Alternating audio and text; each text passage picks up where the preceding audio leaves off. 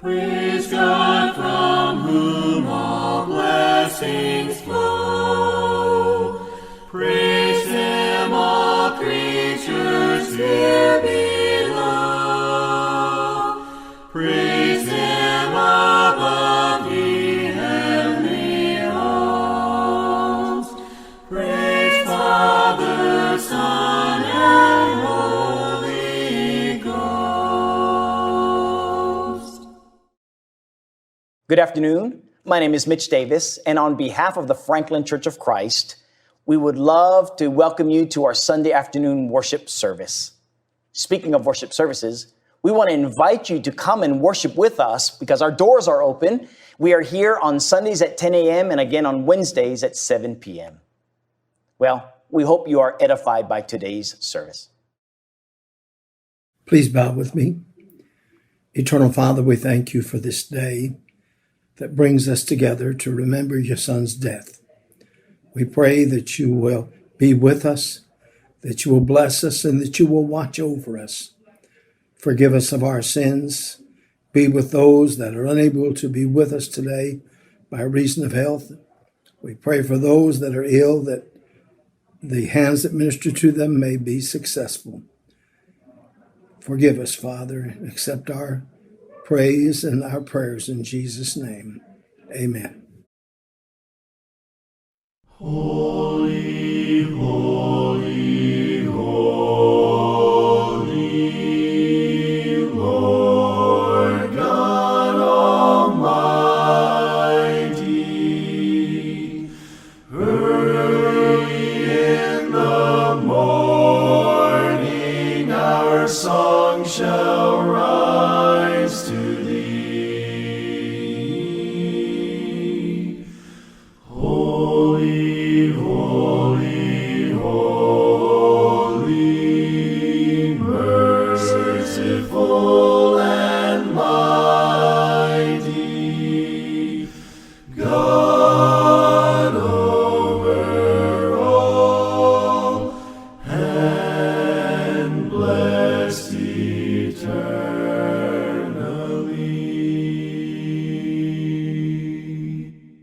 Holy, holy, holy, all the saints adore thee, casting down their golden crowns around the glassy sea.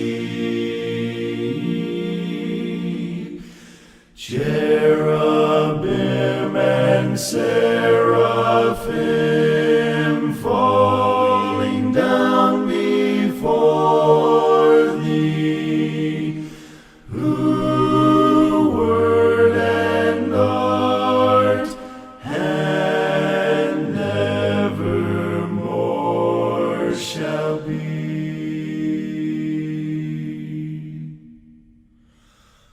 Holy, holy, holy.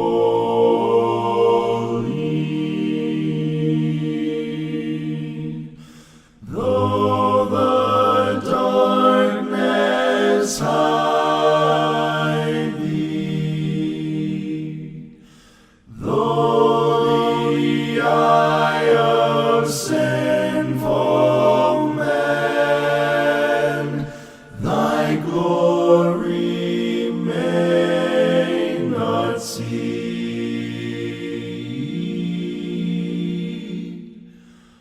Only thou art holy.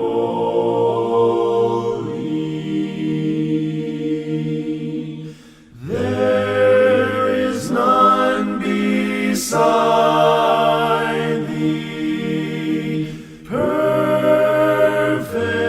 in power, in love and purity.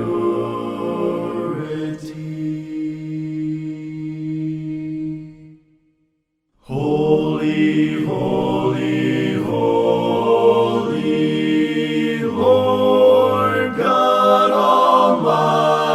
Almighty.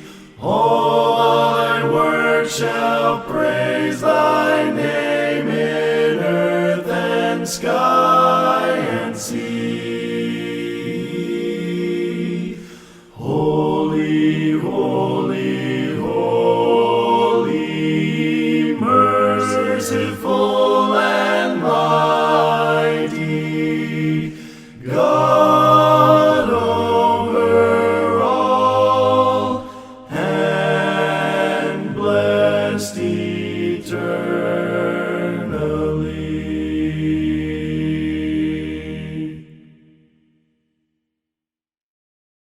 Good afternoon. As we are about to partake of the Lord's Supper, we remember Jesus and the sacrifice that he made on the cruel cross of Calvary. We also remember the wonderful deeds he did while on this earth and the trials and temptations he overcome while he was on this earth. It's just a time for us to reflect back on all that the Son of God has done for all of mankind, and specifically for us here as we're gathered today. One of my favorite passages is Isaiah 53, verse 5, and it reads, "But he was wounded for our transgressions, he was bruised for our iniquities. The chastisement of our peace was upon him, and with his stripes we are healed." As we look back at all that Jesus means to us, we remember those stripes that he endured, the crown of thorns that was put on his head, the beatings he took, the awful way he was treated by the Jews and the Romans, the sword that was thrust into his side. We remember all that he did so that we can be here with a clean conscience and worship him today together and partake of the Lord's Supper. Let's partake together.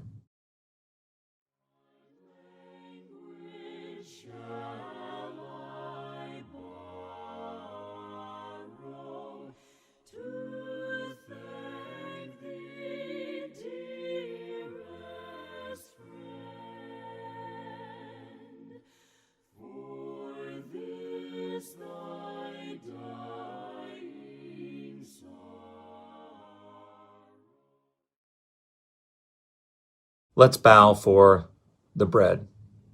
Dear Heavenly Father, we come before you now, remembering the body that Jesus freely gave upon the cross, that body that was given to him by you, his Father, to come onto this earth, to demonstrate to the world that a pure life can be led in devotion to you. We pray as we partake of this bread that represents Jesus' body, that will remember all the blessings that comes with it, but also remember the cruel death he endured on that cross. In Christ's name, amen.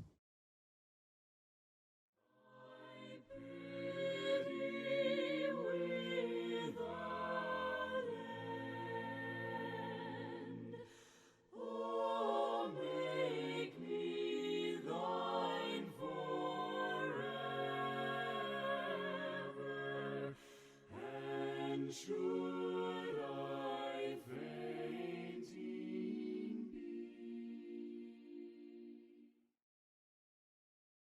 Let's partake of the fruit of the vine. Let's go to God in prayer. Our dear Heavenly Father, as we're about to partake of this fruit of the vine that represents the blood that Jesus shed on the cross, we remember all of the sacrifices that he made while he was on this earth. We remember that his life was spent in devotion to you, and that he always was trying to do your will. And we pray as we remember Jesus and the blood that was shed for all of our sins, that we partake it in a worthy manner. In Christ's name, amen.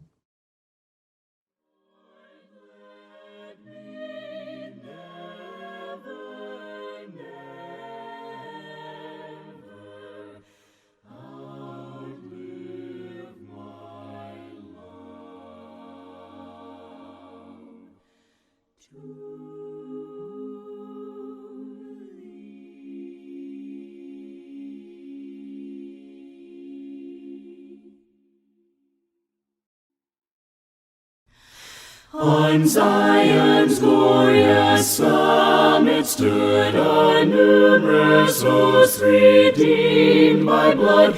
They hymned their King in strains divine. I heard the song and strove to join. I heard the song and strove to join. Hear all who suffered, sword or flame for truth or Jesus' lovely name. Shout victory now and hail the Lamb, and bow before the great I am, and bow before the great I am. While everlasting ages roll, eternal love shall feast their soul, and scenes of bliss forever new rise in succession to their view. Rise in succession to their view. Holy, holy, holy Lord, God of hosts on high adored, who like me thy praise should sing. O Almighty King, holy, holy,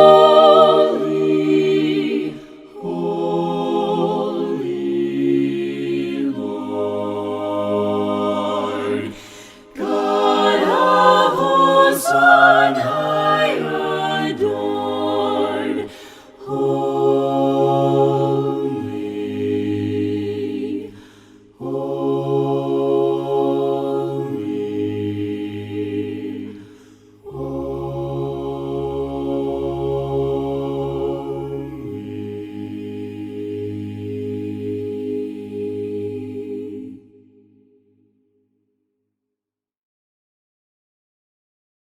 John 3:16 through 17, from the New King James Version.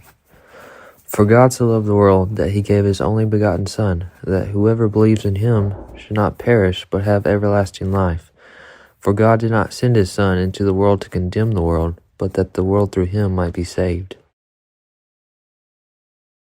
Good afternoon. I hope you're having a wonderful Sunday. Well, as you can tell, we are not at the church building. We're at home, and circumstances has warranted that the sermon be done here today. And nonetheless, I'm glad you are here and you're joining us for the studying of God's Word. So here's what I want to do today. I want to talk to you about how valuable your life is.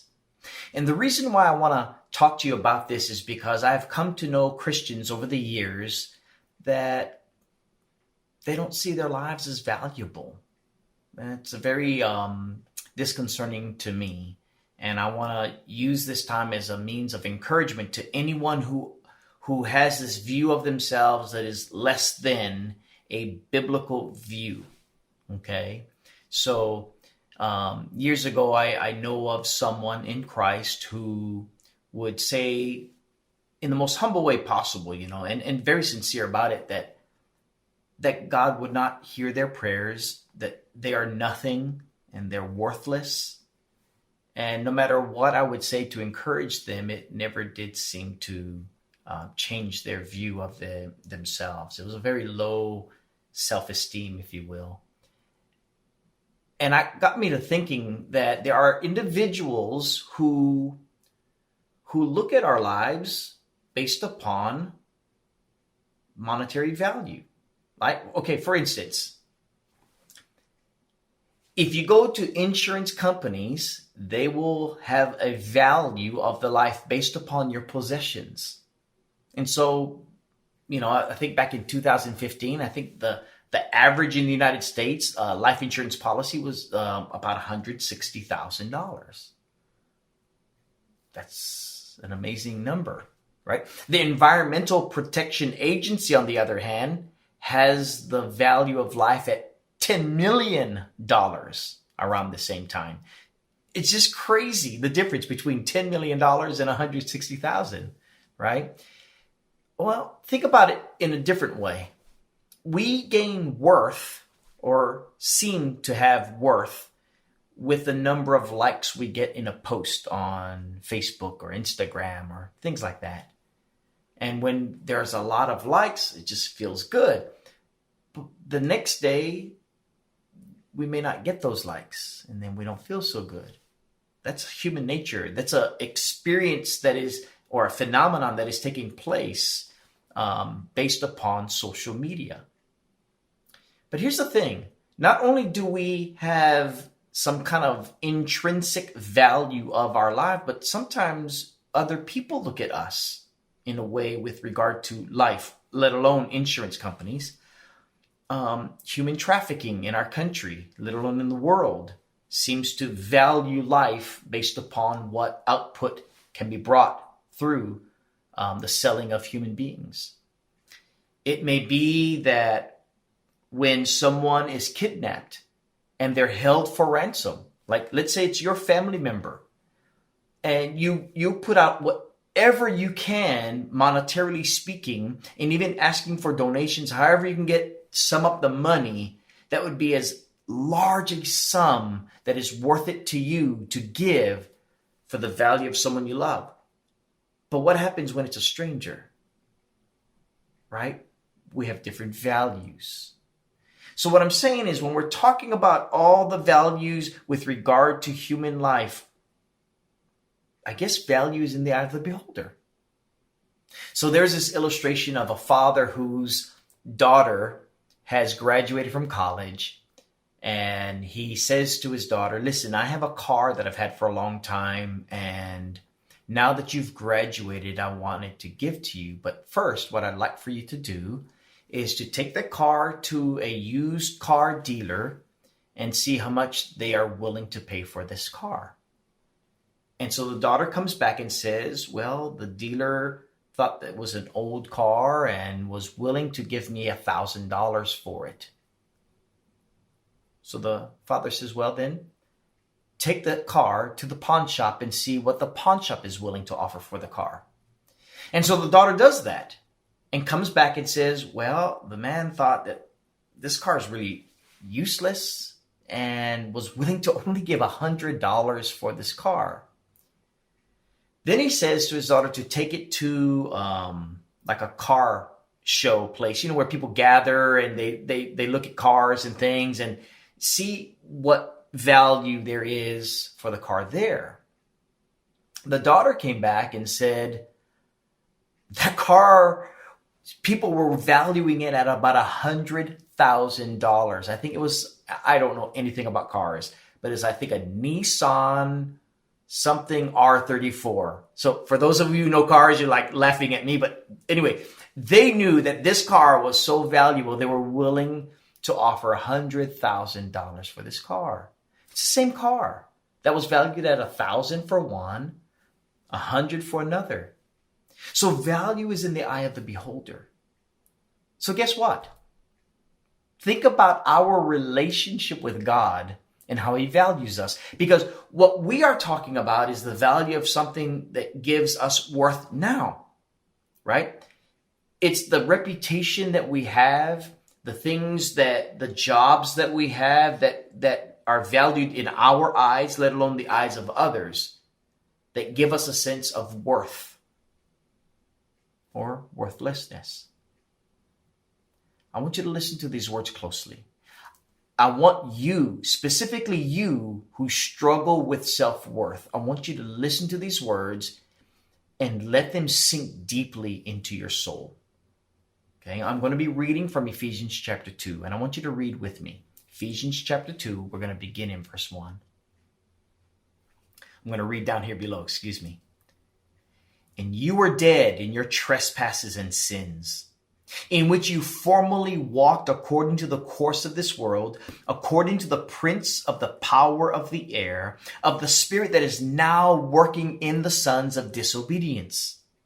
Among them, we too all formerly lived in the lusts of our flesh, indulging the desires of the flesh and of the mind, and were by nature children of wrath, even as the rest. But God, being rich in mercy, because of his great love with which he loved us, even when we were dead in the trespass of our sins, made us alive together with Christ. By grace you are saved. Did you see that? I want you to hang on to these words. In Ephesians chapter 2, verses 1 through 5, here is what God says is our value. He doesn't value us while we were doing life and while we were living life in the fullest. No, our life was likened unto someone who is dead. All of our deeds were based upon the flesh, and while in the trespass of our sins, here comes the value that God has for our life. That while we are useless, while we are of no value to ourselves or to other people, right? We don't bring any worth into this world because of our works being dead. God loves us through the richness of his grace, through the richness of his mercy. He gives us Jesus so that we can have life. That's the kind of love that he has for us. And imagine if he loves us while we are dead in the trespass of our sins. How much more as children who belong to him, heirs of his promise. And therein lies the great value that God has for us. So I want you to know that while you may not have the value of yourself that would be worthy, if you will, of your life, God does. And he loves you so much, he wants you to belong to him.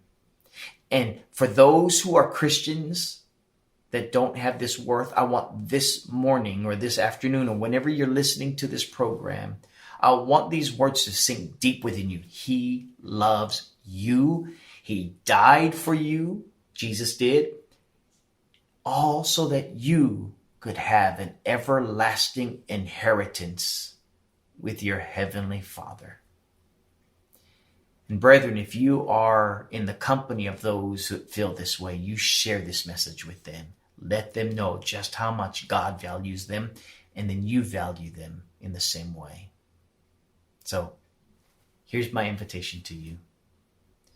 If you feel like you have no worth, I want you to take your feelings and I want you to put them alongside of God's word.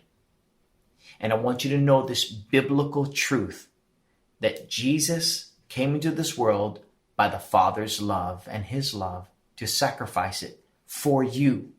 That while you are dead, while you are a child of disobedience, he invites you to have life and to have it abundantly. And so if you believe Jesus to be the Christ, are willing to turn away from this life that is full of death, that has no profit, no value, but turn to him. That's the idea of repentance, right? Turn to him. He will bless you. Die in the likeness of his death. Be baptized for the remission of your sins, that you may walk in newness of everlasting life. That's my invitation for you, and I hope you take advantage of it. Hey, listen, thank you for all the letters that you've been sending our way. We're so grateful to you for them. It's very encouraging, and we continue to have this platform to share the gospel of Jesus Christ with you. So until next time, God bless you. And can it be that I should gain an interest in the Savior's died he for me, who caused his pain, for me who scorned his perfect love. Amazing love, how can it be that you, my God, should die for me? Amazing love, how can it be that you, my God, should die for me? You left your Father's throne above, so free and infinite your grace, emptied yourself of all but love, and bled for Adam's helpless race. Amazing love, how can it be that you, my God, should die for me? Amazing love, how can it be that you, my God, should die for me? Boldly I come before your throne to claim your mercy immense and free. No greater love will e'er be known, for oh my God, it found out me. Amazing love, how can it be that you, my God, should die for me? Amazing love, how can it be that you, my God, should die for me? Let us pray. Dear God, thank you for this day, Lord. Thank you for the time that you've given us to worship you and to sing praises unto your name, Father. Thank you for all the many blessings you give us, Lord, and just the direction that you give us in this life. Thank you for your word and your Son who died on the cross for us. And in your name I pray. Amen. Well, we want to thank you again for joining us in today's worship service.